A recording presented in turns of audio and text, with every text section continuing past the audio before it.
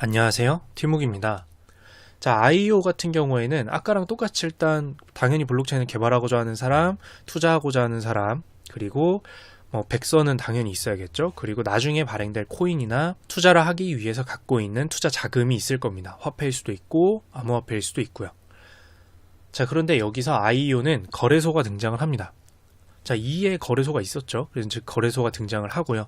이 거래소가 하는 역할은 기준을 만드는 거예요. 어떤 기준이냐면 여러 가지 기타 기준이 있을 수 있지만 너희가 블록체인을 개발할 거라고 하는데 너무 아무것도 없으면 믿을 수가 없으니까 최소한도로 이게 돌아는 간다라는 거는 만들어 와라 라고 합니다.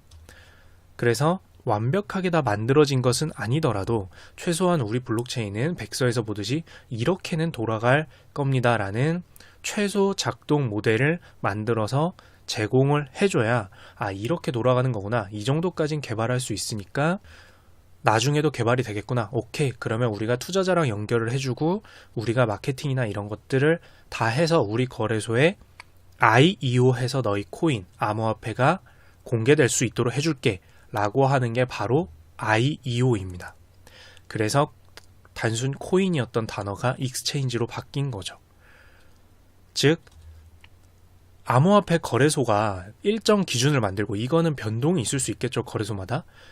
심사 기준을 만들고 최소한 여러 가지 자본이나 이런 것들을 봤을 때 이 기준을 충족하는 블록체인 개발팀에 한해서 최소 작동 모델, 너희가 만들겠다라고 하는 블록체인 암호화폐에 최소한 이렇게는 돌아간다라는 모델을 갖고 오면 우리가 그 암호화폐의 투자자들과 연결해주는 IEO를 해주고 거래소에 공개를 해주겠다라는 게 IEO라고 볼 수 있습니다. 그래서 IEO 같은 경우에는 당연히 일정 기준들을 만들어 놨기 때문에 안전성이 조금 더 높다라고 할 수 있고요. 다만 항상 장점만 말하면 안 되겠죠. 거래소가 이 일들을 모두 하기 때문에 암호화폐 거래소를 말하는 겁니다. 이 암호화폐 거래소가 돈을 주고 받는 과정을 담당하게 되고 그 안에 결국 중앙화 위험이 있게 됩니다. 왜냐하면 그들을 신뢰해야 되는데 과연 신뢰할 수 있는가 라는 것들은 되물어 봐야 된다라는 거죠. 그래서 그 거래소에 대한 신뢰 문제도 다시 따져봐야 된다는 단점은 있다라고 볼 수 있습니다. 다만 ICO 같은 경우에는 그러면 초창기 거기 때문에 장점이 없냐? 그건 아니죠. 자금 모집의 장벽이 없었습니다. 즉 복잡한 개발 인력이 없어도 정말 아이디어가 좋은 케이스에는 최소 작동 모델이 없이 우선 저희가 진짜 이런 좋은 아이디어를 갖고 있는데 투자를 해주시면 저희가 꼭 개발하겠습니다 라는 선의의 아이디어가 있을 수 있겠죠. 그 경우에는 최소 작동 모델이 없어도 투자를 받을 수 있었습니다. 그래서 자금 모집의 장벽이 없는 것이 분명히 장점이긴 하다라고 볼 수 있고요. 물론 단점으로는 이제 IEO와 반대로 어떤 기준도 제대로 존재하지 않았기 때문에 위험성은 분명히 높다라는 단점이 있었습니다.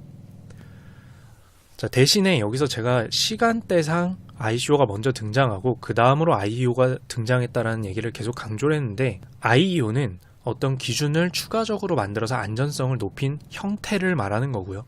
ICO 같은 경우에는 예를 들어서 주식시장에서도 마찬가지로 거래소를 거치지 않은 투자는 얼마든지 가능합니다. 개인 대 개인으로 만나서 투자하면 되니까요. 그렇지만 서로 다른 형태로 자금 모집 장벽이 없이 내가 진짜 믿을 만한 아이디어와 개인을 알고 있다면 ICO를 하면 되는 것이고, 좀 더 우리가 공론화된 개발에 투자를 하고 싶다라고 하면 미래에 IEO를 거치게 된다. 즉 두 가지의 다른 형태가 존재하게 될 것이고 서로 다른 장단점이 있기 때문에 분명히 따져보고 어느 하나가 사장된다 이런 느낌보다는 이런 식으로 발전해 나가고 다양한 선택권이 주어지고 있는 곳이다 라는 의미에서 IEO를 받아들이시면 될 것 같습니다. 자, 이상 여기까지 IEO 그리고 부가적으로 ICO까지 알아보는 시간을 가져봤습니다. 이상 티묵이었습니다.